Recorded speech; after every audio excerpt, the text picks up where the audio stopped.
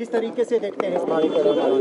नरेंद्र मोदी जी और नीतीश कुमार जी का नेतृत्व जिस राज्य को मिल रहा हो, डबल इंजन की सरकार ने बिहार में विकास की नई ऊंचाइयों को छुआ। जब लोग तुलना करते हैं जंगल राज वर्सेस कानून राज की, तो स्पष्ट तौर पर दिखता है कि बिहार की जनता अपने विकास की रफ्तार को थमने नहीं देगी, निरंतर जारी रखेगी और निरंतरता के लिए, बिहार की बेहतरी के लिए एनडीए की सरकार को बनाने का मन बनाया है। लंबी कतारें जो महिलाओं की पोलिंग बूथ पर देखी गई, वो फिर एक बार विश्वास दिखाता है कि महिलाओं ने, युवाओं ने, बुजुर्गों ने नरेंद्र मोदी जी, नीतीश कुमार और 5 पांडव जो एनडीए के गठबंधन के, उनमें अपना विश्वास व्यक्त किया है। इस बार की जीत रिकॉर्ड जीत होगी, जो 15 साल पहले की रिकॉर्ड को भी पछाड़ देगी। सर, ममता बनर्जी, आप केंद्रीय मंत्रिमंडल में आपके सहयोगी रहे आरके सिंह ने 32,000 करोड़ के घोटाले का आरोप लगाया है, क्या कहेंगे? मुझे जानकारी नहीं है। सर, ममता बनर्जी कह रही हैं कि एक फ्रेज है वंदे भारत को, वंदे मातरम को लेकर, तो किस तरह देखते हैं ये बयान जिस तरह से ममता बनर्जी? मैं तो कई बार ये सोचता हूं कि आखिरकार विपक्ष के नेताओं को बार बार अपने इतिहास, अपनी संस्कृति, अपनी उपलब्धियों को नीचा दिखाने की आदत क्यों पड़ गई। बंकिम चंद्र उपाध्याय, जिन्होंने वंदे मातरम आज से 150 वर्ष पहले रचित किया और जिसने देश के स्वतंत्रता सेनानियों से लेकर उस समय में सभी भारतवासियों को उत्तर से लेकर दक्षिण, पश्चिम से लेकर पूर्व तक एकजुट करने का काम किया, अंग्रेजी हुकूमत के खिलाफ जिसने नए प्राण फूंकने का काम किया हमारे स्वतंत्रता आंदोलन में, और जिसको 1950 में भारत के प्रथम राष्ट्रपति डॉक्टर राजेंद्र प्रसाद, जिनको हम प्यार से राजेंद्र बाबू सब लोग कहते हैं, उन्होंने को राष्ट्रीय गीत का दर्जा दिया। और आज नरेंद्र मोदी जी हैं जो उसको पूरे देश भर में गांव-गांव, शहर-शहर, युवाओं से लेकर नागरिकों को कह रहे हैं पूरे धूमधाम से 150वीं जयंती मनानी चाहिए। आज की पीढ़ी को विकसित भारत बनाने के लिए फिर एक बार वंदे मातरम की क्या भूमिका हमारे स्वतंत्र संग्राम में रही, उसको जानना चाहिए और इससे प्रेरणा लेकर हम सब आगे बढ़े, मोदी जी के नेतृत्व में भारत को विकसित राष्ट्र बनाएं। सर, मुख्यमंत्री जी आरोप लगा रहे हैं कि प्रधानमंत्री खुद यहां का दौरा करके गए, 1500 करोड़ रुपए की घोषणा करके गए, लेकिन अभी तक नहीं मिला है, और अगर भाजपा के नेतृत्व में भी केंद्र के पास जाना है इस मदद लेने के लिए, तो चलने के लिए। आप पिछले 3 वर्षों का इतिहास उठाकर देखिए, जब से आपदा आई, एक बार नहीं अनेक बार मोदी सरकार ने दिल खोलकर हिमाचल प्रदेश की मदद की। हजारों मकान पहले दिए, जो लगभग 13,000 मकान है, उसके बाद 93,000 के लगभग मकान दिए जो हमारे गरीब परिवारों को मिले। इसके अलावा हजारों करोड़ रुपए सड़कों को बनाने से लेकर प्रदेश का जो नुकसान हुआ उसके लिए दिए। राज्य की सरकार पूरा पैसा खर्च करने में भी कई बार विफल रही, लेकिन केंद्र की ओर से धन की कमी कहीं नहीं आई। इस बार भी प्रधानमंत्री जी ने स्पष्ट कहा है कि हिमाचल के लिए दिल खोल कर देंगे। जहां एक और पंजाब को 1600 करोड़ दिए, तो हिमाचल को 1500 करोड़ दिए। कहीं कोई कमी केंद्र सरकार से ना आई थी, ना आएगी। अगर कांग्रेस आई तो पहले इंडस्ट्रियल पैकेज केंद्र ने बंद किया था, हमारा विशेष राज्य का दर्जा वापस लेके जो 90-10 का था वो खत्म किया।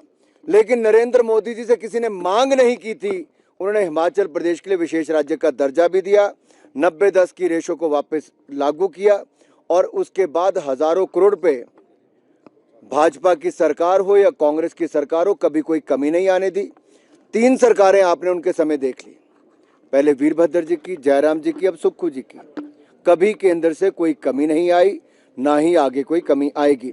जहां तक आप मेडिकल की बात कर रहे थे, जायका के प्रोजेक्ट में, इतना ही स्पष्ट कर दूं, कोई भी एक्सटर्नली एडेड प्रोजेक्ट होता है तो केंद्र की मंजूरी के बिना नहीं होता, और उसमें क्योंकि जो लोन के रूप में पैसा आता है वो केंद्र की सरकार को वापस करना पड़ता है। उसका एक बड़ा हिस्सा जो लगभग 80% इस प्रोजेक्ट में है जायका का, वो भारत सरकार का जो मंत्रालय है, फाइनेंस मिनिस्ट्री, उसको वापस करना है।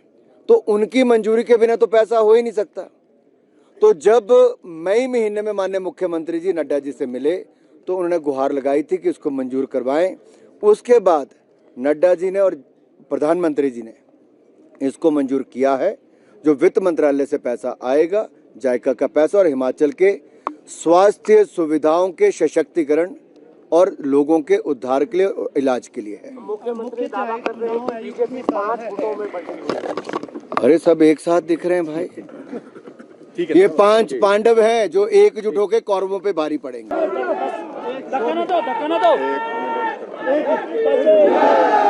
वंदे मातरम को आज 150 वर्ष हो गए हैं। भाजपा कार्यक्रमों का आयोजन कर रही है, क्या मैसेज इस कार्यक्रम के माध्यम से देना चाहते हैं? देखिए, सीधा विषय है कि वंदे मातरम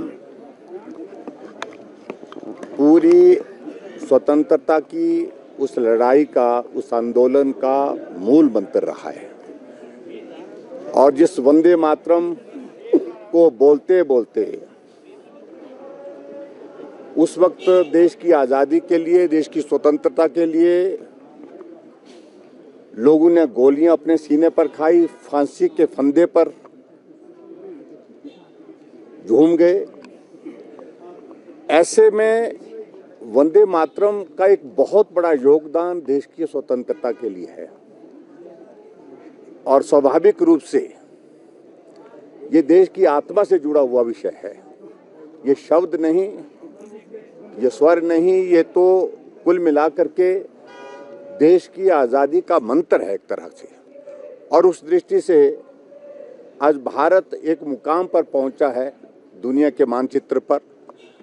ऐसे में हम आगे बढ़ने की बात के साथ साथ पीछे जिन चीज़ों का योगदान इस देश की आज़ादी के लिए रहा है, अपना मूल, अपनी संस्कृति, अपना संस्कार और देश की आज़ादी के लिए जिन लोगों ने कुर्बानी दी है, उसको याद करने का भी ये समय है।